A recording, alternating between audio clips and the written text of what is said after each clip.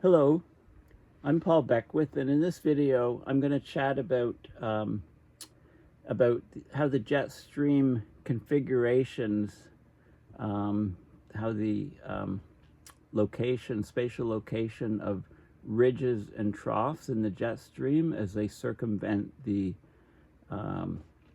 Earth in the northern hemisphere can affect crop yields. So basically, there's two conditions that are occurring more frequently in the northern hemisphere, and that's modes number 5 and number 7 of the jet stream. So mode 5 means that there's a peak trough repeated 5 times as you go around the Earth.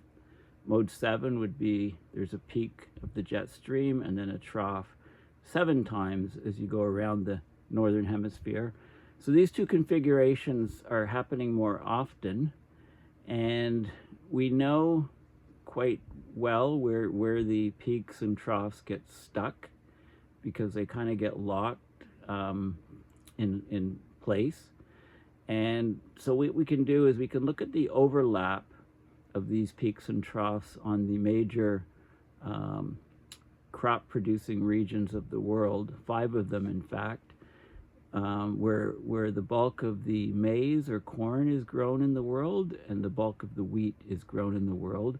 We can look at the overlap, and what we find is that if these modes are set up, that can lead to persistent heat waves and drought where the peaks are of the jet stream, and to excessive rain and cooler temperatures where the troughs are of the jet stream. And when these peaks coincide with a crop growing region, the excessively high temperatures and lack of precipitation drop crop yields. And when the trough is over a crop growing region, then there's excessive precipitation, and that can also damage the crops and drop the crop yields. So the worry is that we have higher and higher risk of conditions being set up with the modes of the jet stream such that we have simultaneous or concurrent low yields in major crop growing regions. And of course, this is a big problem for people on our planet, because it would mean that the countries that are growing the crops have much lower yields, so imports or exports rather to other countries, would have to be reduced. So this would cause price spikes. This would cause global shortages of certain things like corn and wheat around the world. So there would be price spikes and probably lots of unrest. Basically, the world's food security is a bit precarious under these changing jet stream conditions. So a paper just came out a few days ago, peer-reviewed paper. There have been papers in the past that have looked at this sort of thing, but this is using the latest climate models, and it shows that we don't really we underestimate these risks, basically, in what we've been doing up to now. The risks of these concurrent or simultaneous crop failures is higher than we thought, and the risks are getting even higher as climate change proceeds at a very rapid rate. Okay, so let's look at what the science says. But before I go into the details of this paper, there were a whole bunch of articles similar to this one recently. This was just 3 days ago. Climate change risk to global crops is underestimated. Okay, so this is a farmer in India, Noida, India, October 11, 2022. So there was too much rain and 50% of the crop was ruined. So this, if a trough of the jet stream was over this region for a period of time, and there was excessive rain, and it took out 50% of this particular farmer's crop. You know, if there was a trough over this region for an extended period of time, then it would be very, very hot and dry, and that would cut yields. Okay, so the fact that the jet streams basically offer a connection between different regions, you know, in terms of extreme weather, could become a big problem in the future for global food supplies. So it sounds like the plot of a dystopian novel.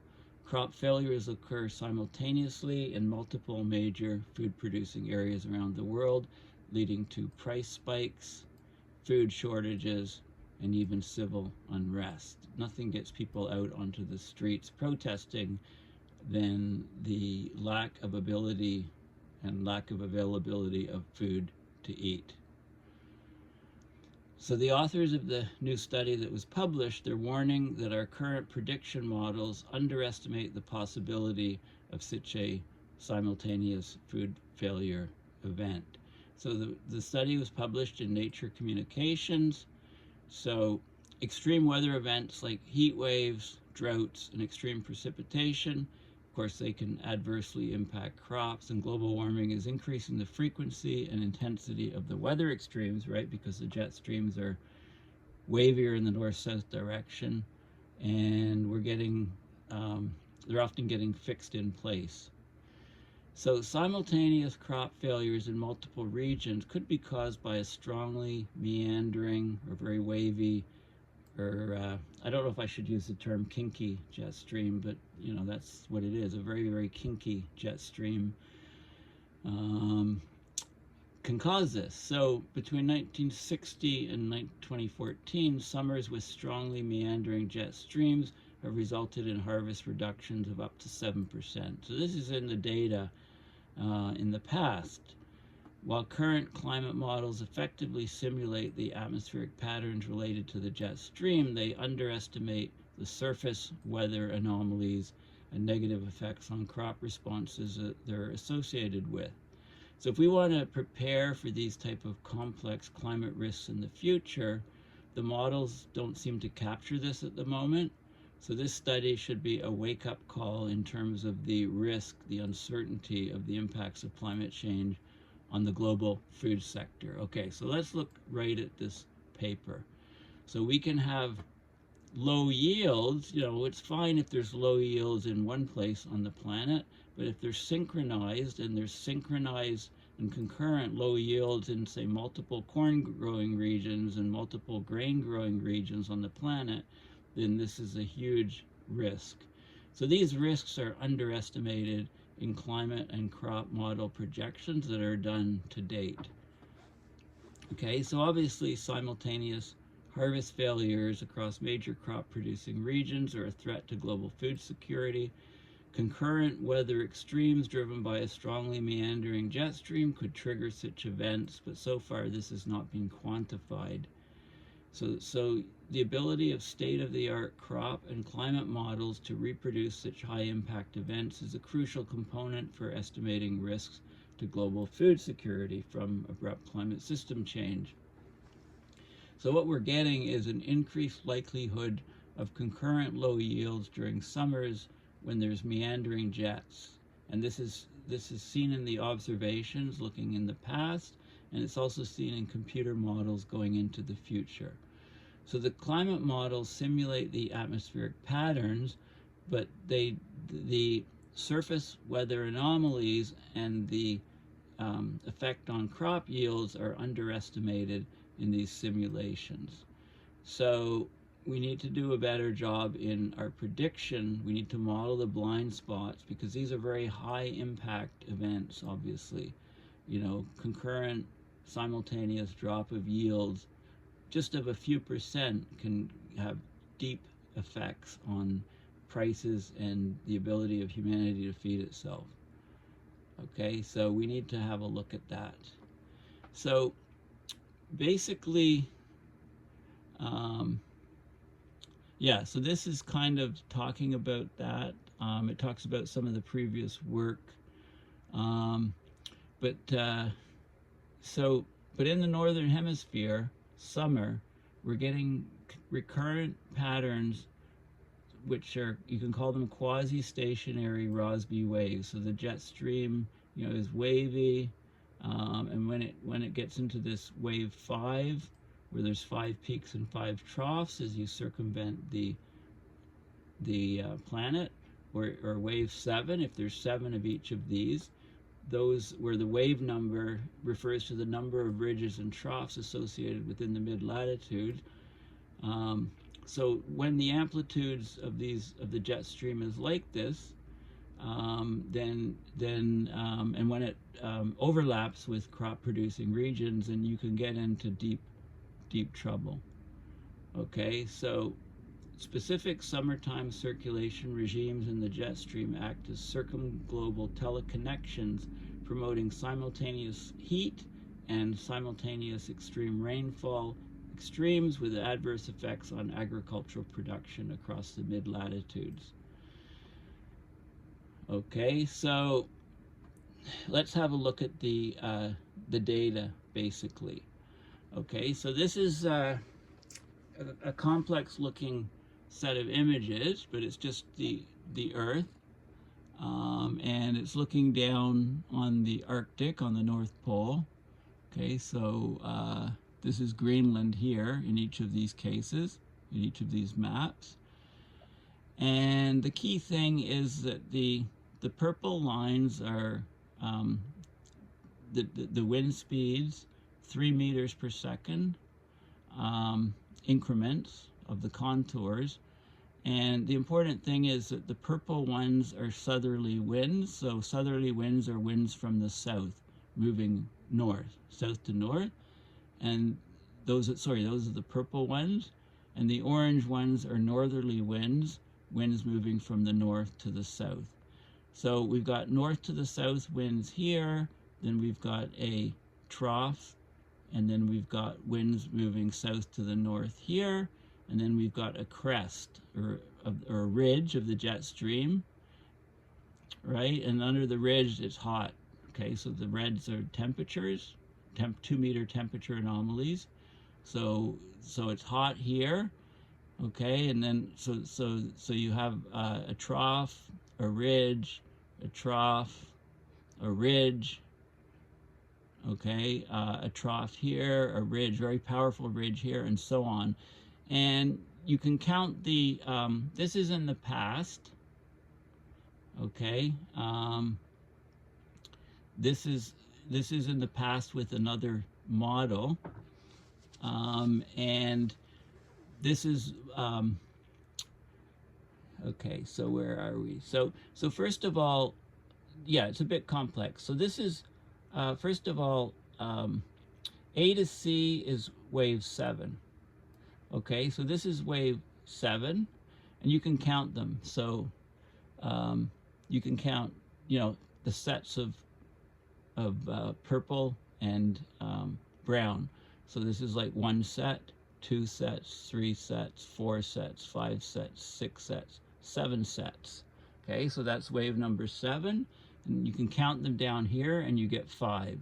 Okay, so each of these is the wave number 7 nature of the jet stream. And this is wave number 5 with the jet stream, and you can see the temperatures that occur underneath. And so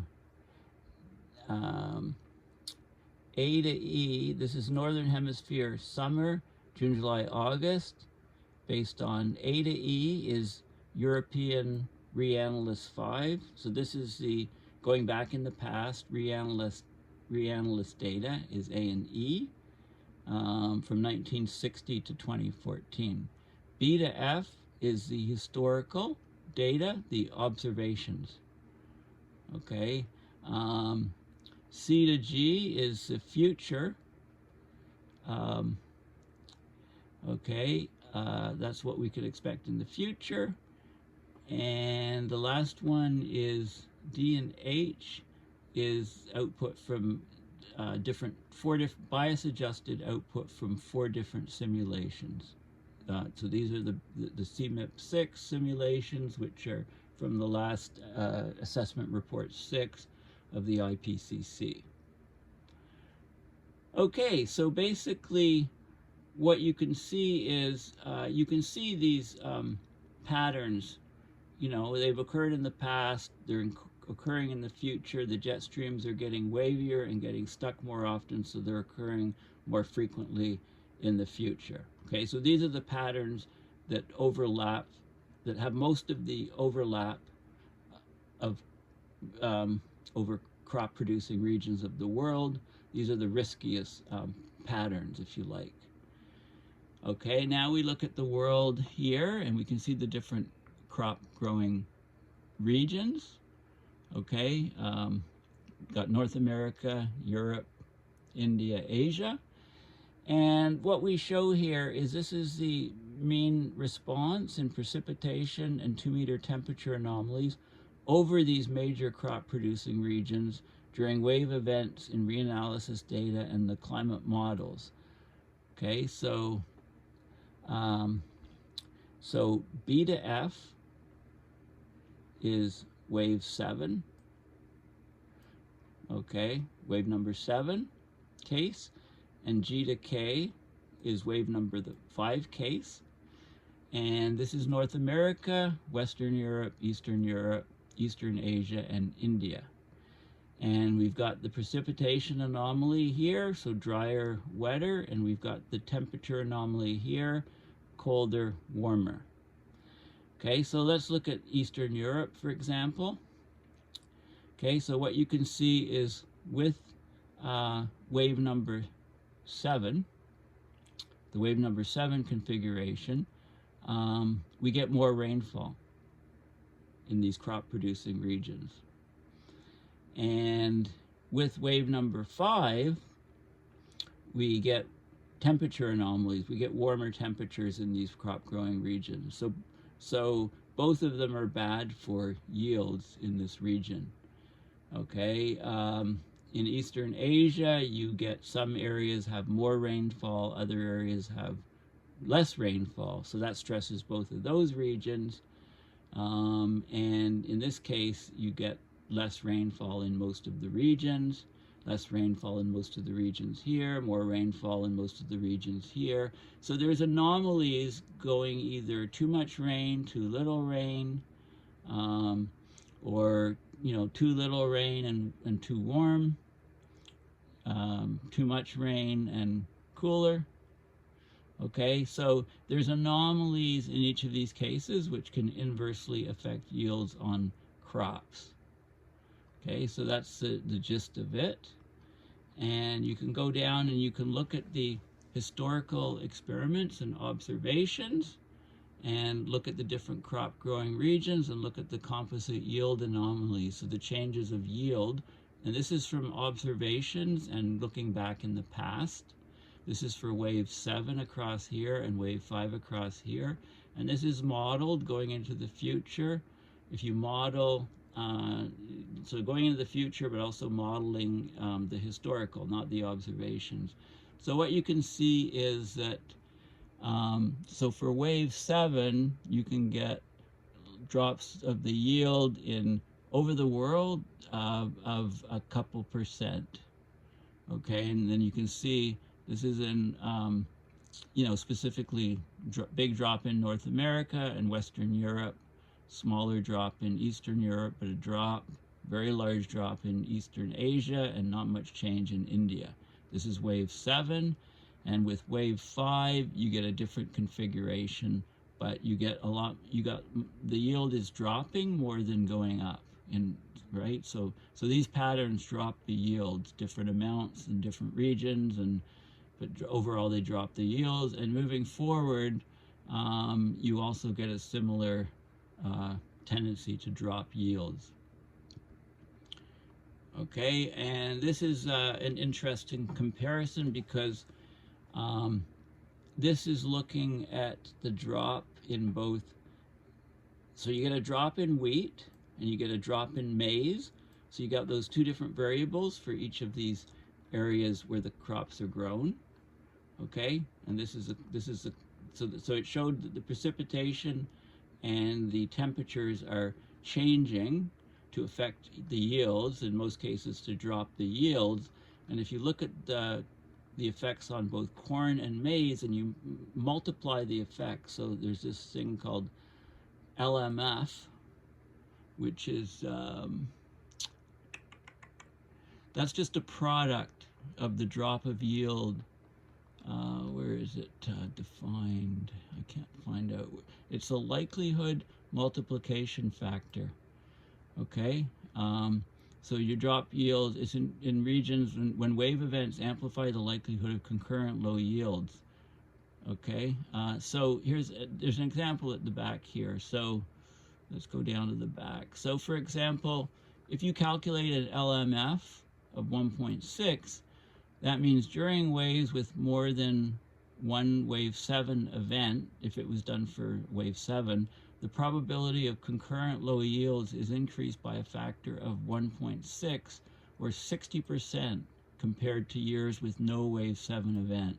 So in other words, when you got an LMF of 1.6, you have a drop of 60% yield relative to if there was no wave 7 event. Okay, so let's use that to talk about these numbers here now.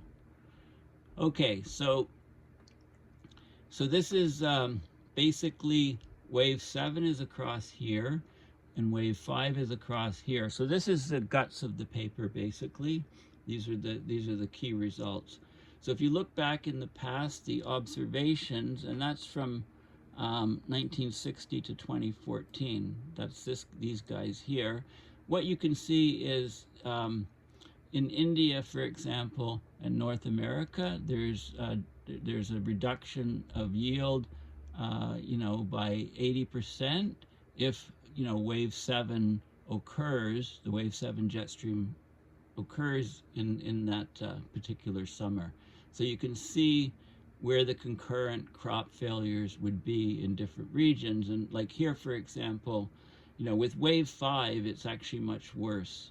You've got 2.5, 2, 3. These are very high numbers. So there have been periods where there's been a lot of yield drop. And this is in North America and India, North America and Eastern Europe, North America and the Eastern Asia. Okay, fortunately, the other regions somewhat compensated. This was a push, and there's actually more yield here. So you need to look at the whole sort of spectrum here. This is observed versus the model. Okay, similar things. Okay, similar effects. This is the models. In models going back in history, and then these are the projections into the future. Okay, so what you can see is that going as we move forward, there is reasonably high, like this is again North America, and this is India, Eastern Europe, Eastern Asia, and you can see that there are, this whole region here has potential for, with wave 5 jet stream configuration, you can get a drop of yield in many different regions, which is much greater than the gain in some of the other regions. Same with, in model 7, it's a bit more balanced, loss in these regions, gain in these regions. So it looks like, definitely looks like wave 5 is the worst configuration for crops. Okay, and then it goes on to discuss it, and it says that concurrent crop failures in major crop producing regions constitute a systemic risk, as associated spikes in food prices can lead to conflict and undernutrition in countries that rely on imports. Thus, understanding the likelihood of concurrent crop failures and the degree to which models are able to reproduce observed relationships is important for increasing the resilience of the global food system and mitigating climate risks.